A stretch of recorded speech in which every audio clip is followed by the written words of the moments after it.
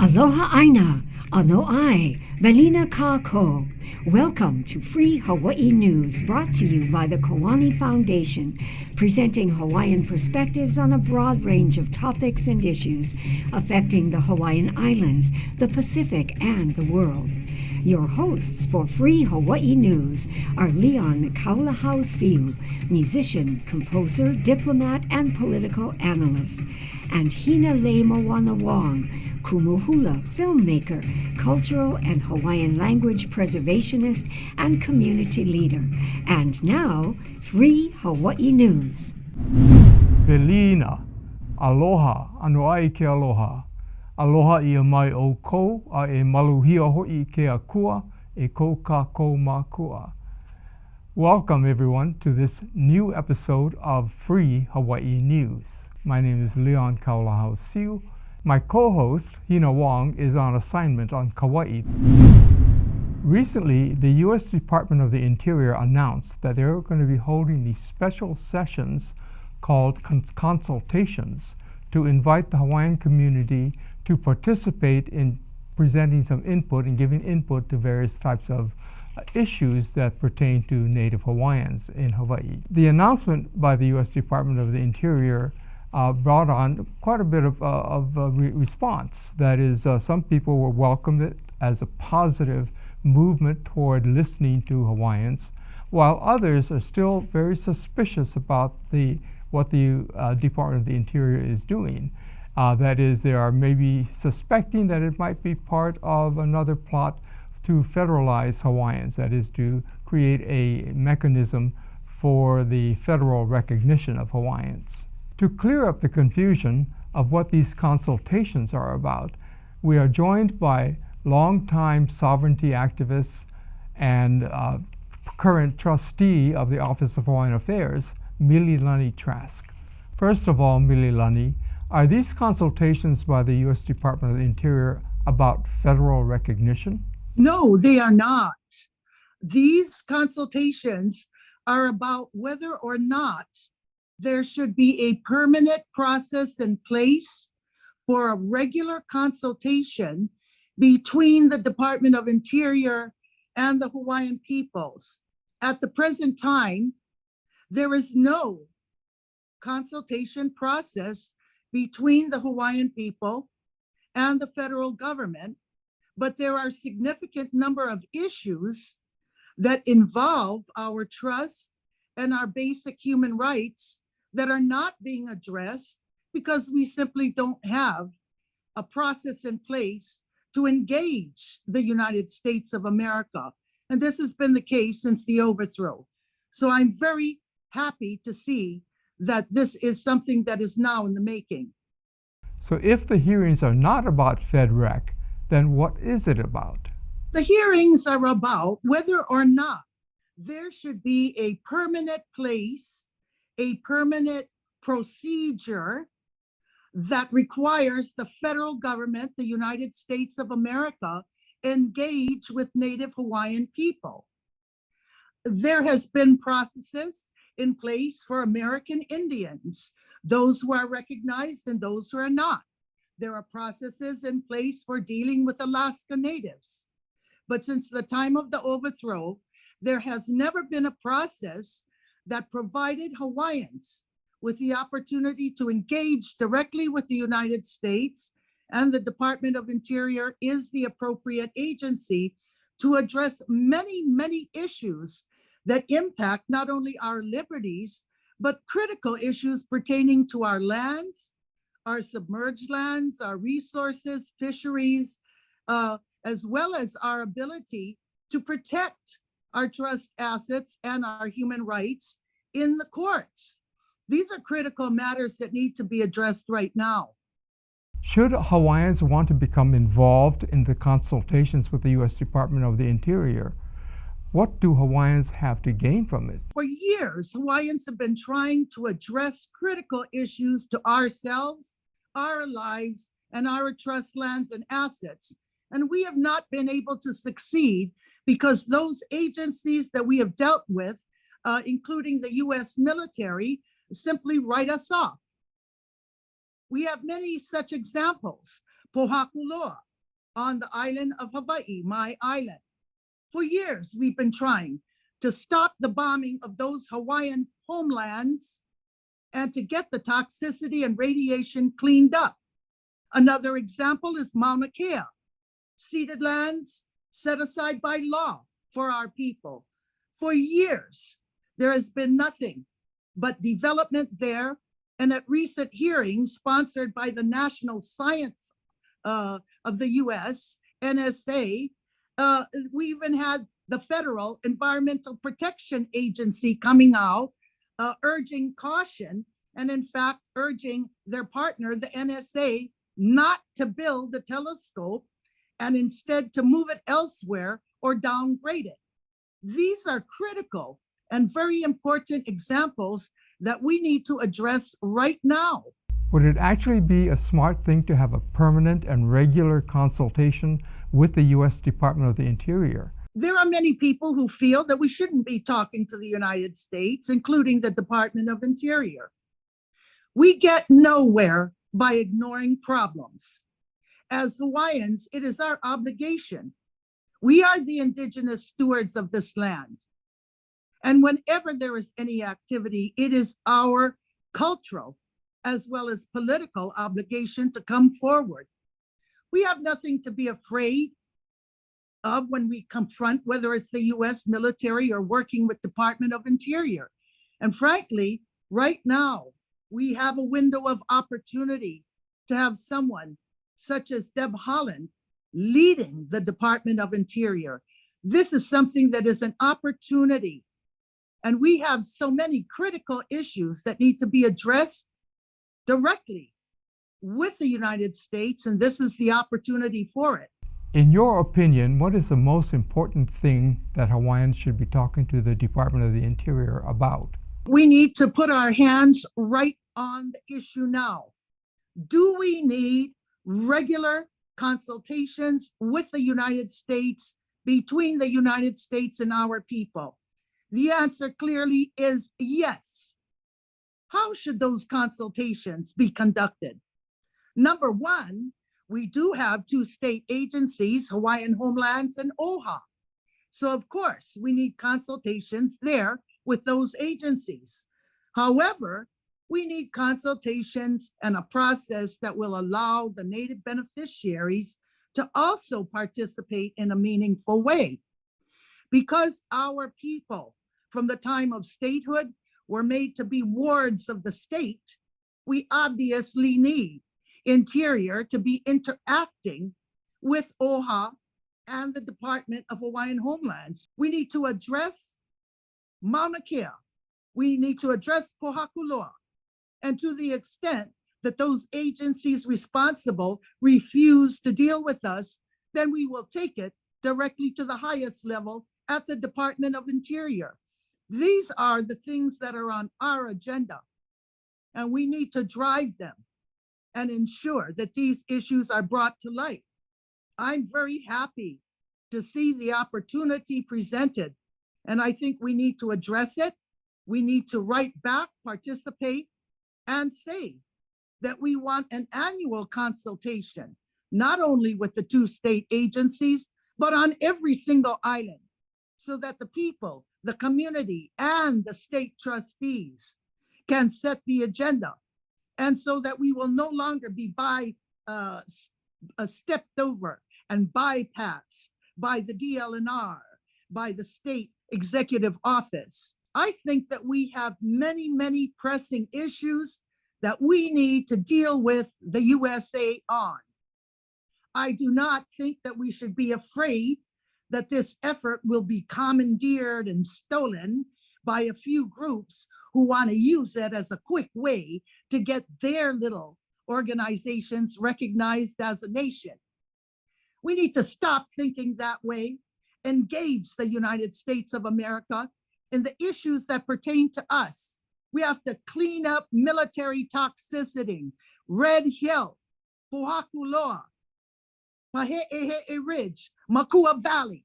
We have to protect the Northwest Hawaiian Islands. America overthrew the monarchy. America overthrew our nation. We need to engage America. to seek justice for that.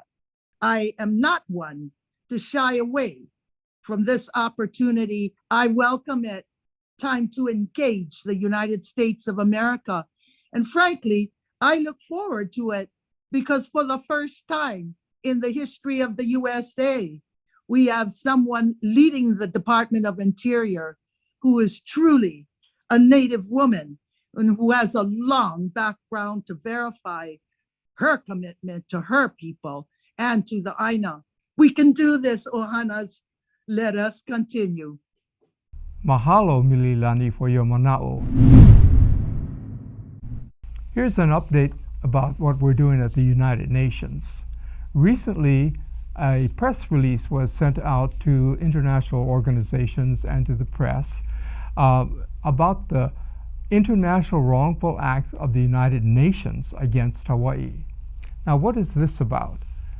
What we're saying is that the United Nations itself had inadvertently over the years become complicit in the taking of Hawaii, in actually assisting the United States in its illegal occupation of the Hawaiian Islands. We know about the problems we had with statehood and how the United States conducted a fake plebiscite, reported it to the United Nations, and the United Nations dutifully took Hawaii off the list of non-self-governing territories.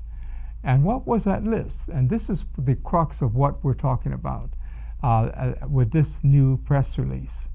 The list of non-self-governing territories was created in 1946 by the United Nations.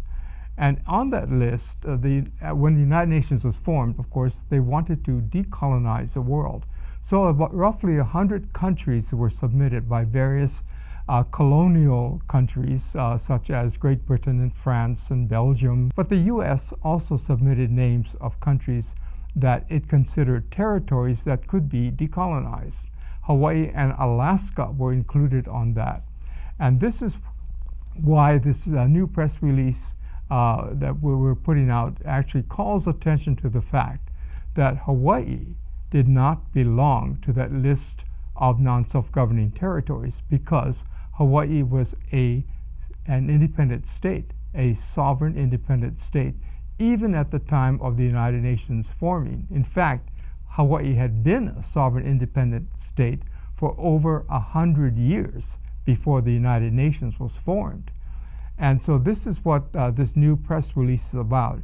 It's calling the attention to the United Nations that we were wrongfully placed on a list of non-self-governing territories to be decolonized in 1946 because we already were a self-governing territory or a self-governing nation prior to 1946, prior to the 1898 annexation of Hawaii, and prior to the 1893 overthrow of the Hawaiian Kingdom.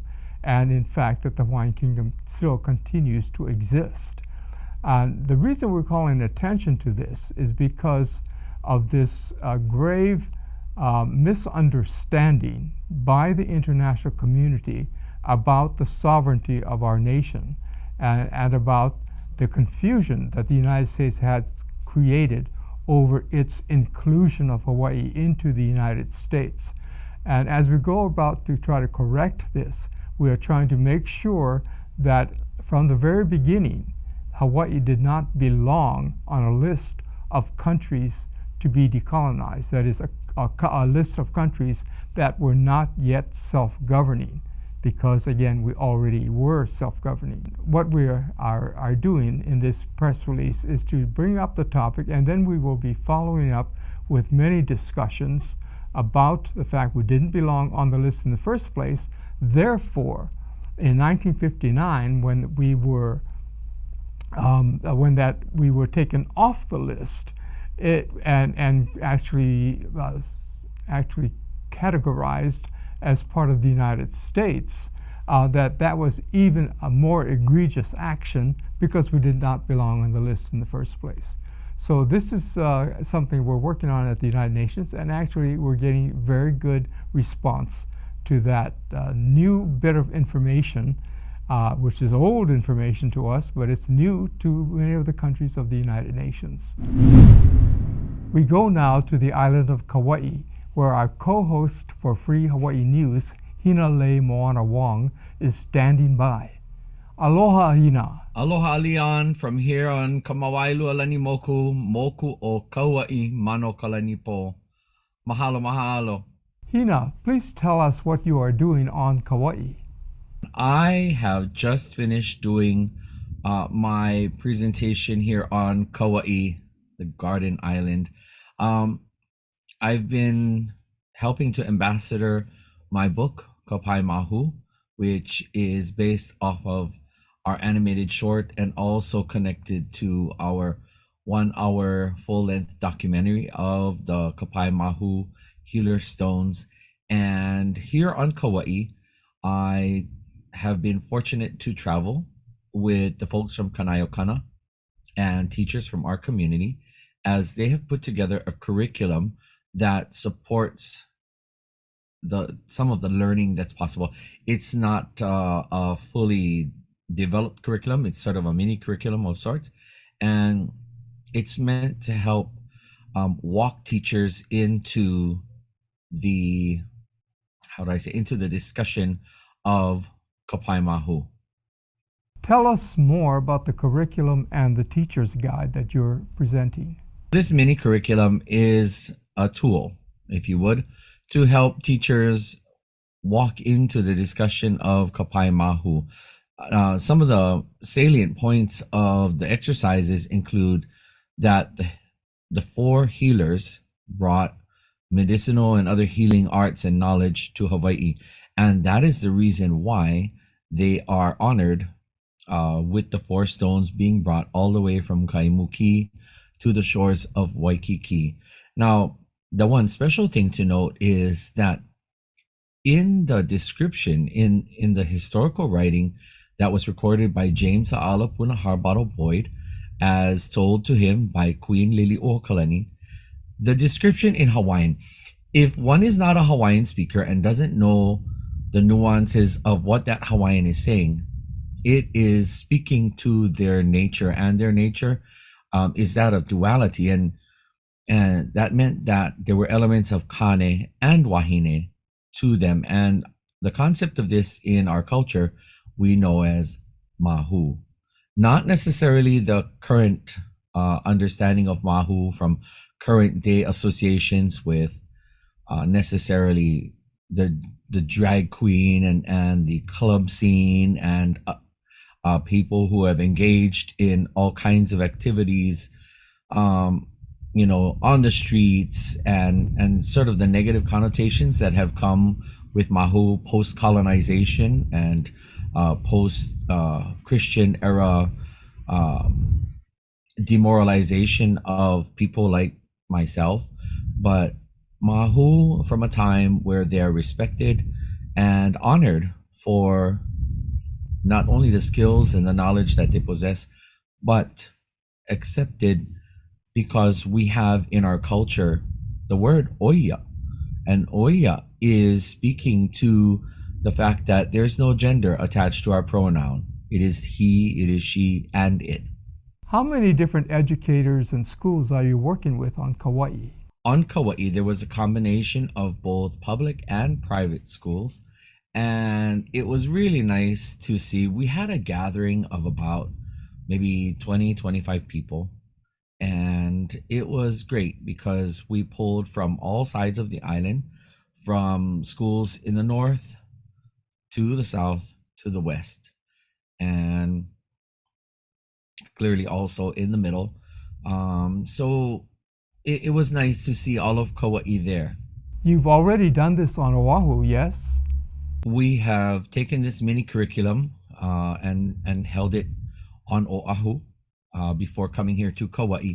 And our next trip, we are slated to head to Maui, where we anticipate meeting with Kumu from within the Olelo Hawaii immersion circles. And we look forward to working with them. Do you plan to do this on all the neighbor islands? Definitely a plan that we have in the works to take it to all of the islands.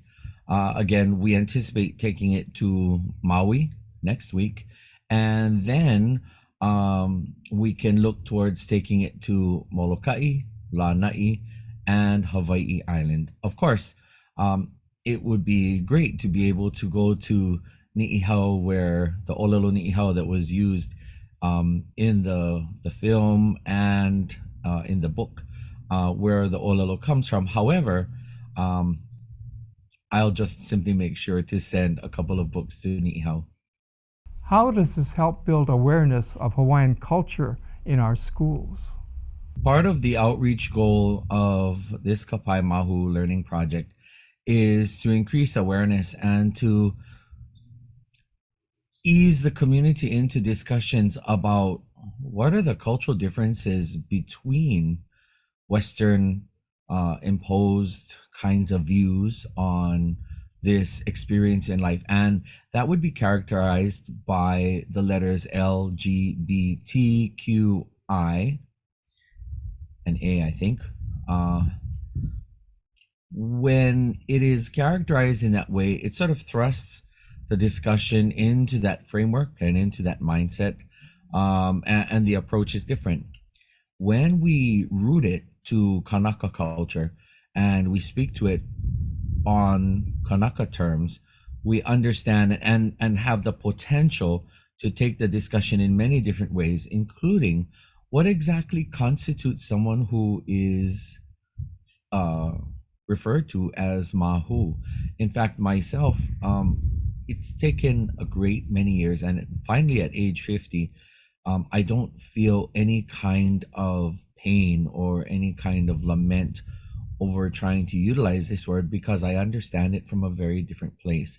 Many people here, Kanaka and Kama'aina as well, may likely feel some kind of way. They may feel awkward or uncomfortable to not only hear the word, but use the word, because we have been so very conditioned to think that Mahu is a bad word, when it in fact is not. Mahu is simply an adjective. Unfortunately, the knowledge of what that adjective means and what comes with it has been severely truncated by the imposition of foreign ideology and concept. So again, part of the educational campaign with Kapai Mahu is to make sure that we teach people about this element of Kanaka culture, which then becomes a springboard for many other things that are part and parcel of Hawaiian understanding. Perhaps one of the most important things that I'd like people to take away from Kapai Mahu, if they've seen the 8-minute animation, if they've seen the 1-hour documentary, of course, which can all be viewed at kapaimahu.com. You can also check out the book, the All Age Reader, which we are here promoting in conjunction with this mini curriculum.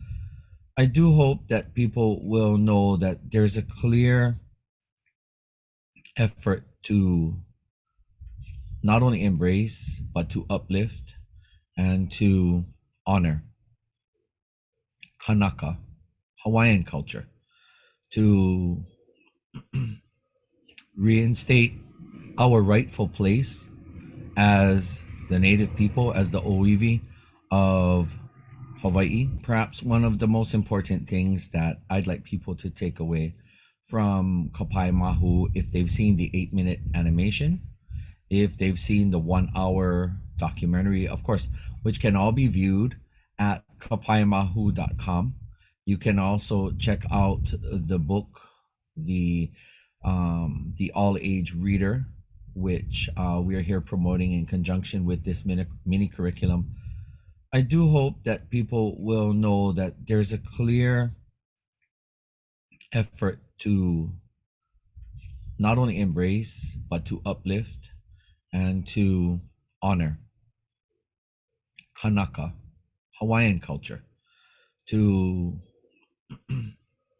reinstate our rightful place as the native people, as the Oiwi of Hawaii, and to ensure that when we, as Kanaka or as other Kama'aina or even Malihini Haole alike, when we think about things, even that word Haole is not a bad word. Haole is yet another adjective, and it describes someone who is foreigner. And there were many different applications of the word Haole of which there are some great elements suitable for dissertation that are circulating about online, even as we speak about this word haole. So haole and mahu are two great examples of adjectives that have become used in the pejorative. And I truly hope that our community will take a serious look at this. And even foreigners who come to Hawaii and call it home, it is not appropriate for them to synthesize these words through their worldview and their understanding.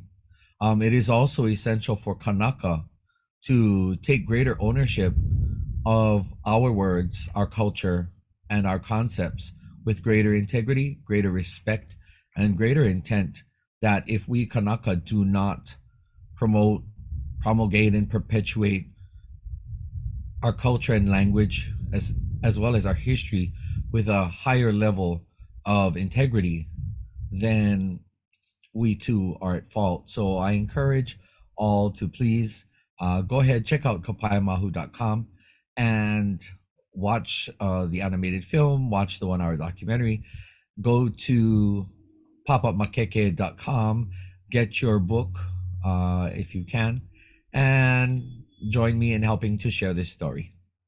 Mahalo. Mahalo, Hina, for that report, and we're looking forward to seeing you back on our set.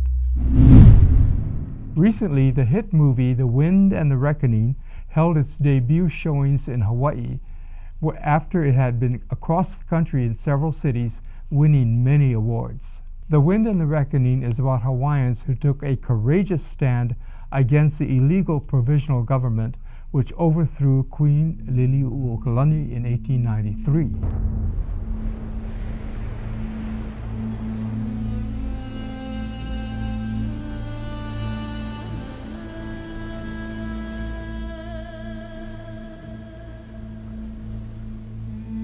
The story I need to tell you is true.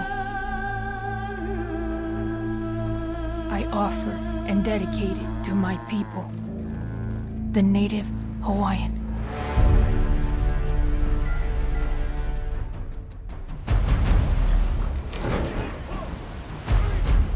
Hini o Liliuokalani, mo'i Hawaii! We don't speak that. Speak English, boy.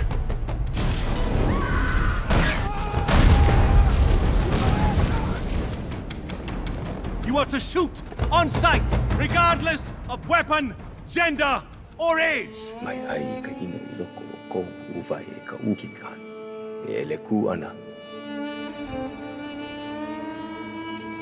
Ya la kou o maki no kako. Ya la kou o makakei aina. Koalau knows this land. I wouldn't underestimate him. Yes, well, you're the firepower and the numbers. Where is that leper bastard?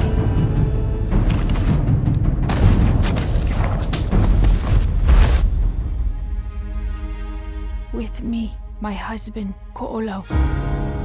With me, my child, Kalei. With me until the final disappearance. You are the trophy he obsesses, and he will not stop until you are dead.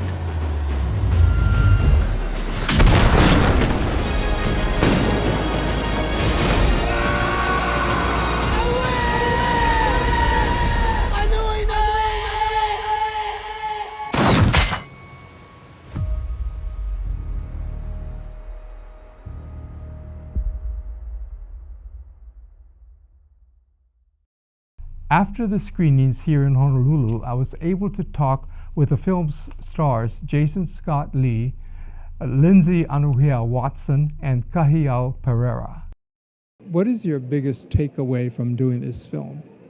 You know, I think the biggest takeaway was that even though this movie seemed impossible to make, you know, between the budget, between the language, between COVID, that if you put your heart and your mind in it, it's totally possible. One of the reasons when I read it and I decided to do it was that it had there were so many truths in it and so many messages in it and I just felt a real connection to it. And I think one of the real powerful subtexts and ongoing theme that holds the movie up is the overthrow of the Hawaiian Kingdom. There's really no other movie like this that's taken a big leap, a big risk between the language and telling a historic, true Hawaiian story. There was a lot of fear and nervousness to see how the people would react, not only across the world, but especially in Hawaii. And everyone has been so positive. There's so much outpour of love about the film, about the story, and it's really made me extra proud of what we produced. The language was the most important thing to us, to make sure we did it correctly as being not natural-born native speakers, and to hear native speakers telling us that we did a great job and that they're really proud of the film and they are happy to share it with their community. We're really happy. Kahiao, can you tell us what it means to you to have Olelo Hawaii in a film? Ko'i no ka Olelo Hawaii e aia makia ki onioni no ka mea hiki ke pai i kia ko Olelo Hawaii a ko Olelo Hawaii pili ai kia ki onioni. It's important to have Olelo Hawaii in this film because it helps spread the Hawaiian language for more people to want to go out and use the language. And also it's important to this film because it's kind of what makes this film its film, because that's the language they use and that was their language. If it did not have the Hawaiian language in it, then it would not be the same film. What has been your experience of the effect of the Olelo on the audiences that have seen this film? Ko mana'o no na kanaka o ka la hui, puni lako I kia ki onioni no ka mea he kokoke no lako a he pili lako mi kia mo Olelo no ka mea oia ka Olelo Hawaii a ale loa mau ki onioni me ka Olelo Hawaii. It's people who are Hawaiian, people who are born and raised here, they connect with the movie and how it's used Hawaiian language because it's something they can connect with because they're like, their culture's not spread a lot. So when they see their culture, they're proud of it. And also for people that are not familiar with the culture, when they see it, it kind of strikes a little curiosity in them to want to go search out the language and learn a little bit more. The overthrow was an illegal issue. And so I think it has such a, like I said, a powerful subtext through the film with that. And it really creates that foundation for this drama to unfold. Audiences feel it. I think they because it's in the dialogue. I mean, it's expressed in the script itself and the whole the narrative. But I think sometimes the drama of the family, the triangle of the father and the husband, the wife, and the child, maybe kind of takes center place. And then there's this kind of running through line that all the things that create conflict in their lives really has to do with the kingdom being overthrown. Recent announcements by the U.S. military and the U.S. federal government clearly show that the Red Hill water contamination disaster will not be ending anytime soon. Here for the latest updates is Healani Sonoda Pale from the Oahu Water Protectors. Aloha, Healani. Aloha, Leon. Wonderful to see you again, and thank you for having me on the show. Healani, why is the U.S. Navy stalling the defueling and decommissioning process of the Red Hill storage fuel facility despite a history of leaks? When the fuel tanks leaked in November 2021, the U.S. Navy did everything it could to ensure that that facility stays in place and that fuel stays in those tanks. And it was really the community voice that pushed them to this point where they're now saying that they will defuel, and they actually did come up with a plan to defuel.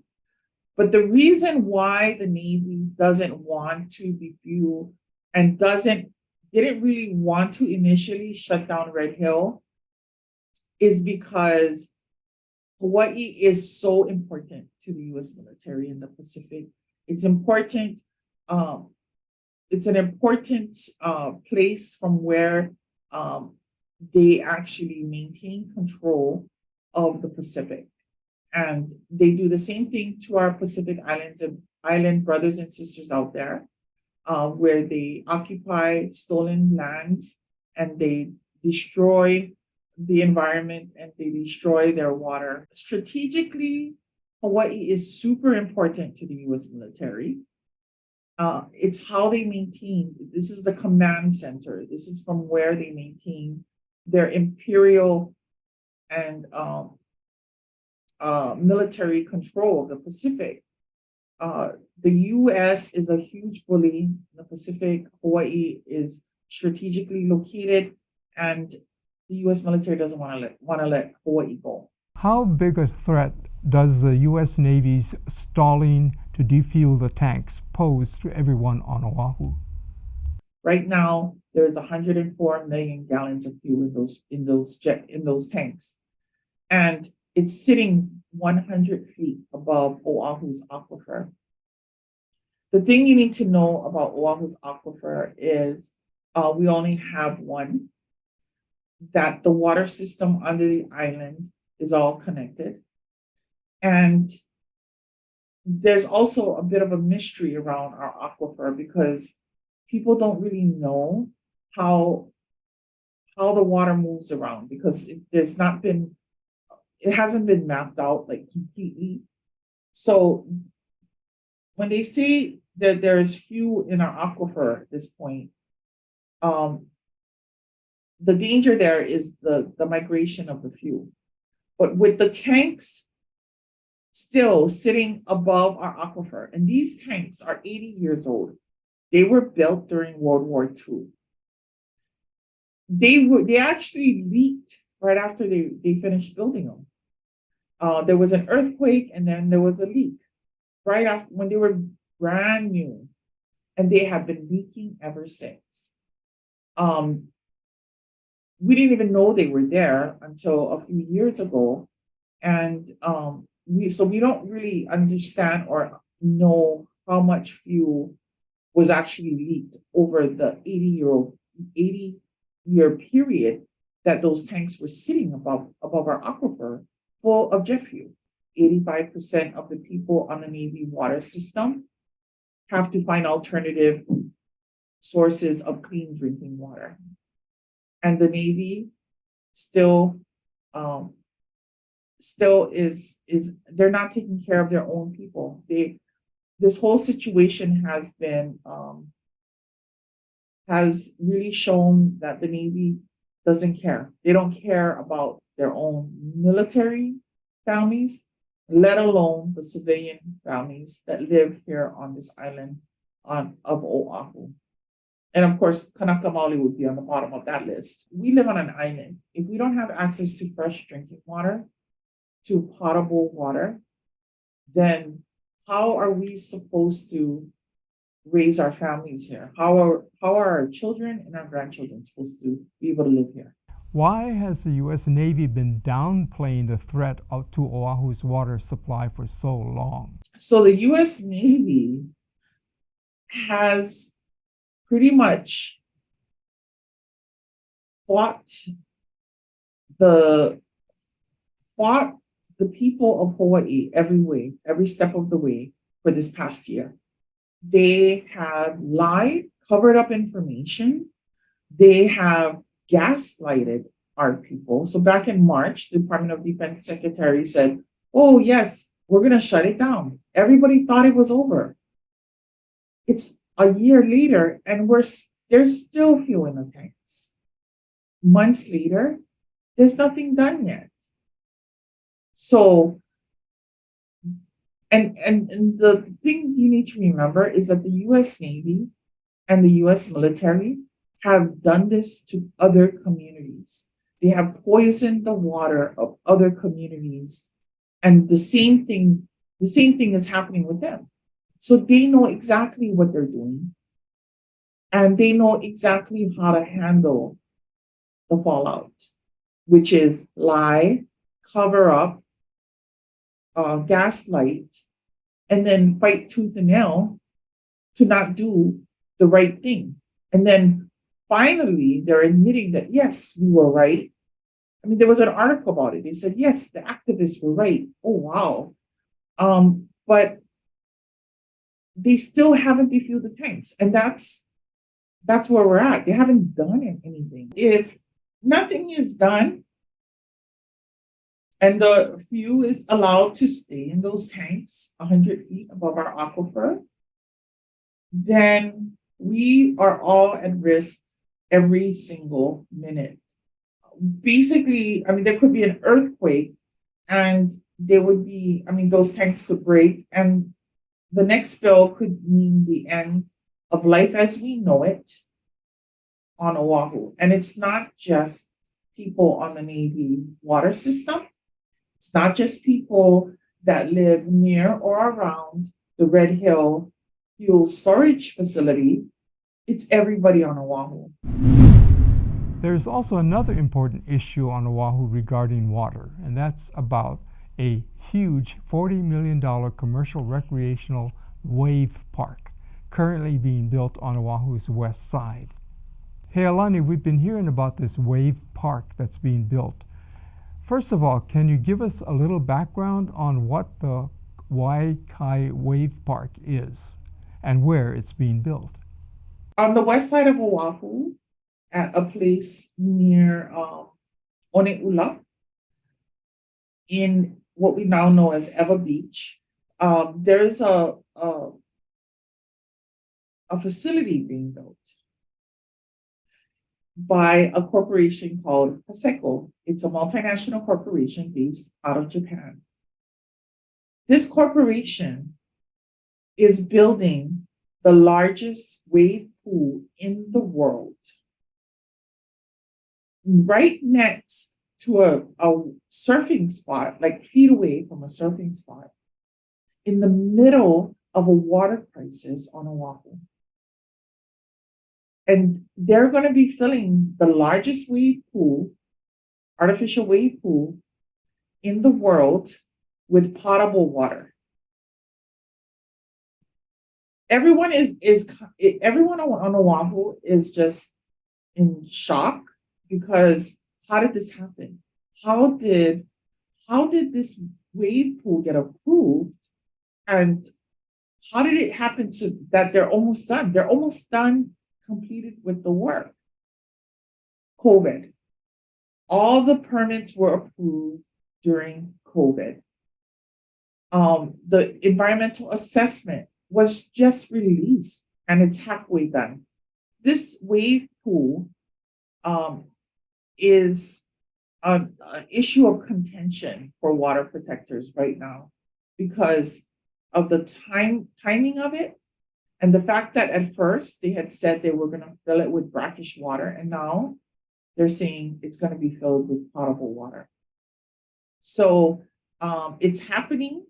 It's almost done being built and it's being built in spite of everything that's happening on Oahu in terms of the water crisis that we're going through. And it's not like we need a wave pool in Hawaii. We have the best surf here. We have some of the best beaches on Oahu. Is it true that it will be the world's largest wave park? It is true. It'll be the largest, wave pool in the world. I believe it's like 5 or 7 acres. And it's going to take a few million gallons of fresh potable water to fill up.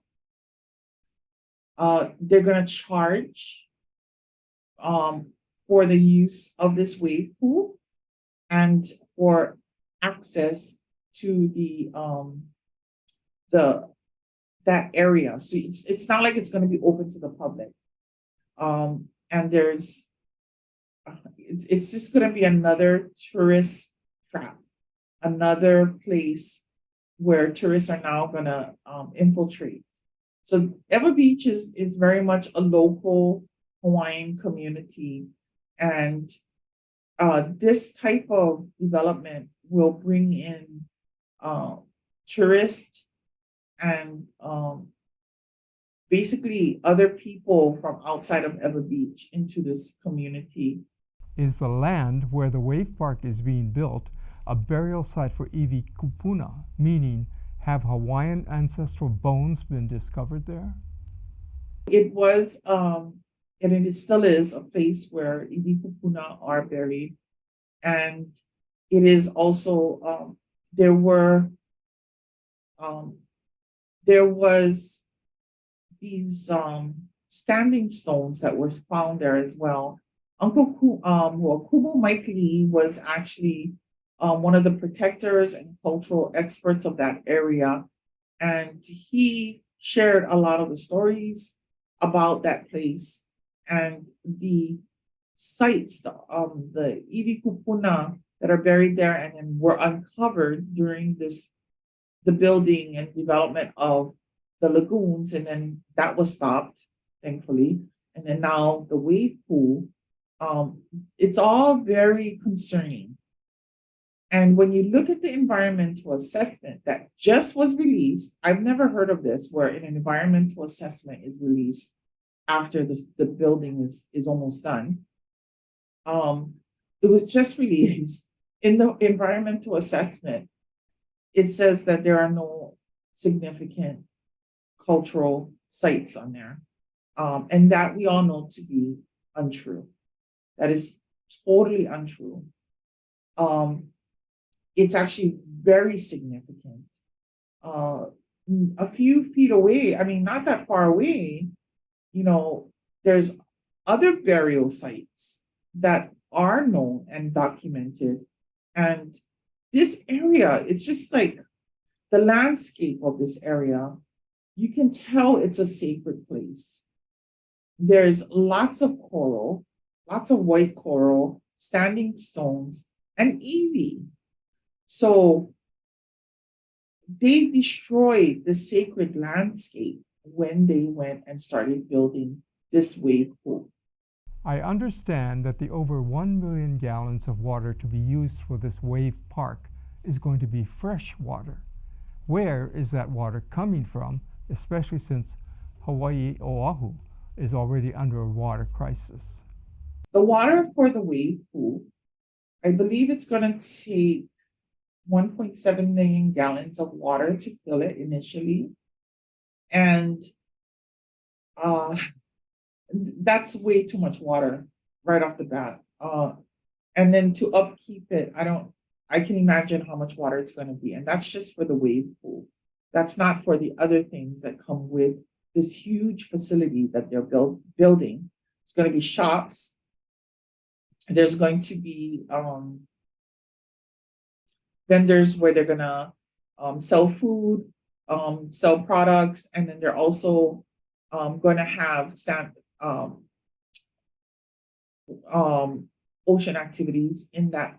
There's another brackish pool that they created as well, right next to the wave pool,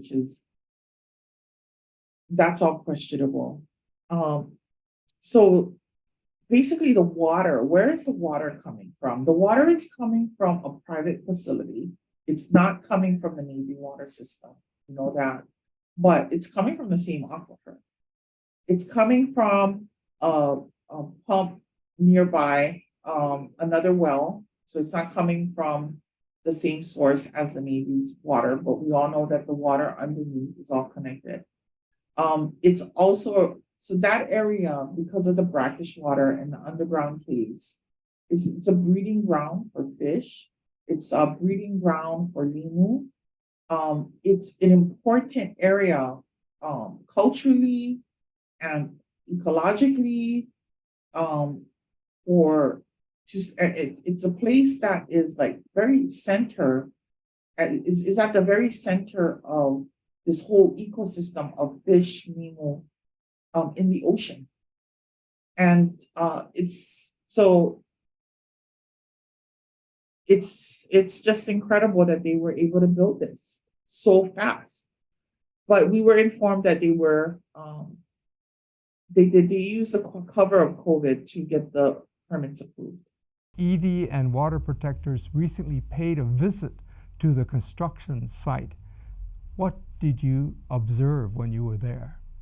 If you want to go to this, to see the construction of the wave pool, it's actually closed off. You cannot even access it on the road or any other way. So what happened a couple weeks ago, because this is still an ongoing issue, we still do plan to fight this issue. A group of us water protectors actually snuck on to the site by pretending we were going to go and go to the golf course that was right across the street. So we did, dressed up. We didn't look like protesters or water protectors. We went in and we were shocked. We were shocked at the fact that it was almost entirely built already. There was like a tower. The wave pool was built. I believe they did put in the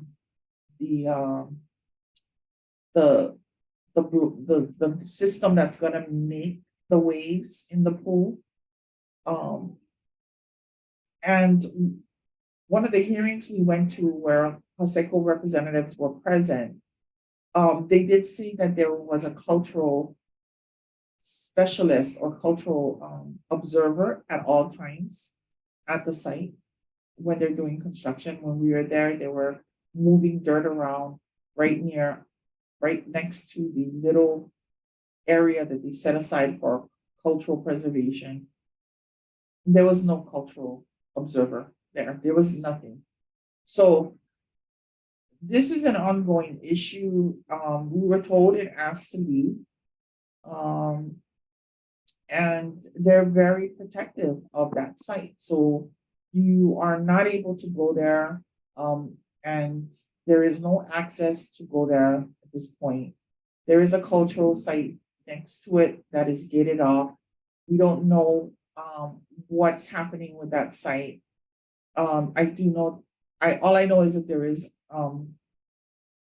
a family that does take care of it, a group and an organization that takes care of it. So, but they get funding from Paseco. So that whole area has been changed, and not for the better. And it should have been preserved for not just for us today, but it's also for the future generations. It's such a beautiful place. And it's unfortunate. And it's really, it's mind-boggling that they would build a wave pool right next to the ocean. We have the best surf. We have the best beaches. And it's infuriating that they plan to fill it with millions of gallons of fresh water in the middle of a water crisis. And residents are being told to preserve water, right? We're being told to voluntarily water our yards in the morning or late at night or like late in the day, to take shorter baths and things like that. We're being told to conserve water, but then here they are using millions of gallons of fresh potable water, precious water now. Now all water is even more precious since the spill. And they're using it for recreational purposes to make money for tourists. All of this is all unsustainable. All of this is all unnecessary, and it's all money driven. Mahalo nui, Healani, for this mana'o and for your bringing us up to date on these water issues. Mahalo for joining us for this episode of Free Hawaii News. It's been a pleasure to be with you, and we hope you can join us on our next episode. And mahalo to all of our guests. Ahui ho, aloha.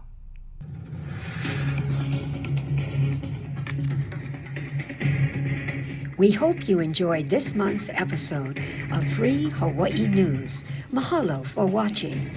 There's a new show every month, so this program will air several more times this month. You can view it anytime on Olelo's on-demand site or on YouTube. See you next time. Ahui ho, Aloha Aina.